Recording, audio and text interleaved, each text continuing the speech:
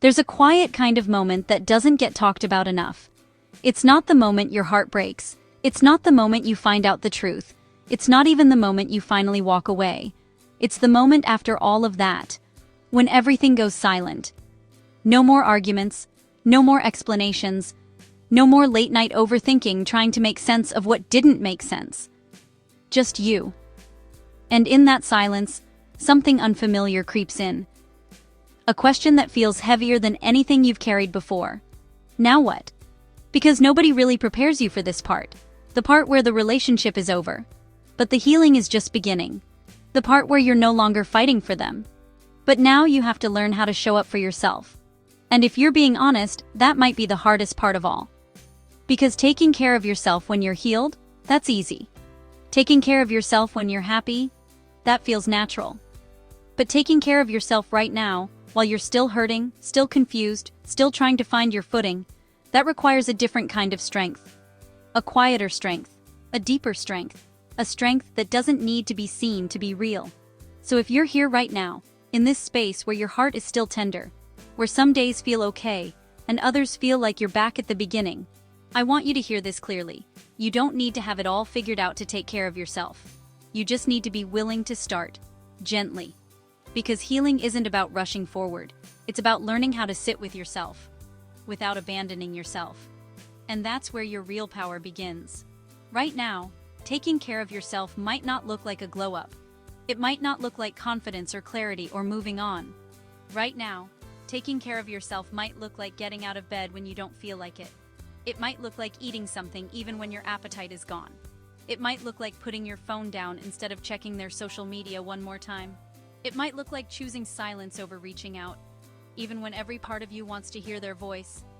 And I know how hard that is, because there's a part of you that still remembers the good, the laughter, the connection, the version of them you fell in love with. And that part of you doesn't just disappear overnight. So when you're trying to take care of yourself, you're not just dealing with pain, you're also dealing with attachment, with memories, with the version of the future you thought you were building. And that's why this isn't simple. But let me shift something for you. Taking care of yourself right now is not about pretending you don't miss them. It's not about forcing yourself to be strong. It's not about acting like you're over it when you're not. It's about being honest with yourself and still choosing yourself anyway.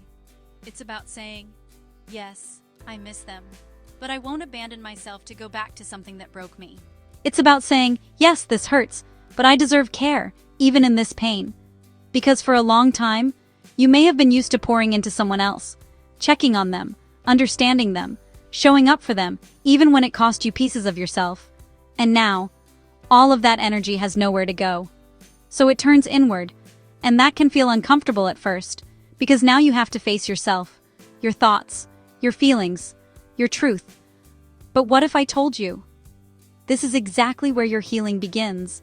Not in distractions, not in replacing them, not in pretending, but in learning how to sit with yourself and say, I'm here, I'm not going anywhere this time. Because one of the deepest wounds heartbreak leaves behind isn't just what they did to you. It's how you may have slowly stopped choosing yourself along the way. The moments you ignored your intuition, the times you accepted less than you deserved, the times you stayed quiet to keep the peace. So now, taking care of yourself isn't just about healing from them, it's about rebuilding your relationship with you. And that starts with something simple, but powerful. Pay attention to how you talk to yourself right now. Because in this season, your inner voice matters more than ever. When the thoughts come in, I wasn't enough. Maybe I should have done more. Why wasn't I chosen? I need you to pause. Not to suppress them, but to challenge them. Because those thoughts aren't truth. They're pain speaking. And pain has a way of rewriting stories to make you feel small. But the truth is, you were enough. You were always enough. You just gave your love to someone who couldn't meet you where you were. And that says more about their capacity than your worth. So taking care of yourself right now looks like protecting your mind. Being mindful of what you consume, what you replay, what you allow to take up space in your thoughts. It means not feeding the version of the story that blames you for everything. It means reminding yourself, gently, consistently, that your value was never dependent on their ability to see it. And I know, there will be moments where your mind drifts back, where you replay conversations, where you wonder what they're doing, where you feel the urge to check, to reach out, to reopen a door you fought so hard to close. In those moments, taking care of yourself means choosing discipline over impulse. And that doesn't mean being perfect. It means catching yourself and redirecting yourself with compassion, not shame. It means saying, I see what I'm trying to do, but that's not what I need right now. Because what you need right now is stability, not emotional chaos, not confusion, not reopening wounds that are trying to close. And that brings me to something that might be uncomfortable, but necessary: boundaries. Taking care of yourself right now means having boundaries that protect your peace, even when it feels unnatural. Even when it feels lonely. Even when a part of you still hopes they'll change. Because boundaries are not punishment, they're protection. They're you saying, I matter enough to not put myself back in situations that hurt me. And sometimes, the hardest boundary is the one where you say nothing at all. No response, no explanation, no closure conversation, just distance. Because closure isn't always something they give you. Sometimes it's something you create for yourself. And I know that's hard, especially when you're used to seeking understanding. But not every story gets a clean ending. And that's okay. Because your healing doesn't depend on their explanation. It depends on your decision to move forward anyway. Now let's talk about your body. Because heartbreak doesn't just live in your thoughts, it lives in your body too. The heaviness in your chest, the exhaustion, the way your energy feels off. That's real. So taking care of yourself right now means slowing down enough to listen to what your body needs. Rest without guilt. Movement, even if it's just a walk. Nourishment, even when you don't feel hungry. Because your body is carrying what your heart is processing, and it deserves care too. Even small things matter right now. Opening a window, drinking water, stepping outside, taking a deep breath and actually feeling it. These aren't insignificant. These are anchors. They remind you that you're still here, still breathing, still moving forward, even if it doesn't feel like it. And then there's your environment. Take a look around you. Does your space feel like peace? Or does it feel like a reminder of what you lost? Because taking care of yourself might mean changing your surroundings. Not drastically, not perfectly, but intentionally. Maybe it's cleaning up a space that's been neglected. Maybe it's removing things that trigger you. Maybe it's adding something that feels like you, not who you were with them. Because this is your space now. Your life, your fresh start, even if it doesn't feel fresh yet. And I want to speak to something deeper. Something you might not have put into words yet. There's a version of you that existed in that relationship. A version of you that loved deeply, that hoped, that tried. And part of healing is grieving her too. Not because she was wrong, but because she's evolving. You're not losing yourself. You're meeting a new version of yourself. A stronger one, a wiser one, a more discerning one. But growth, even good growth, can feel like loss at first. So be patient with yourself in that transition. You don't have to rush into becoming the healed version. You're allowed to be in between who you were and who you're becoming. And in this in-between, taking care of yourself means giving yourself permission to feel all of it. The sadness, the anger, the confusion, the relief, even if you feel guilty for feeling it. None of it makes you weak. It makes you human.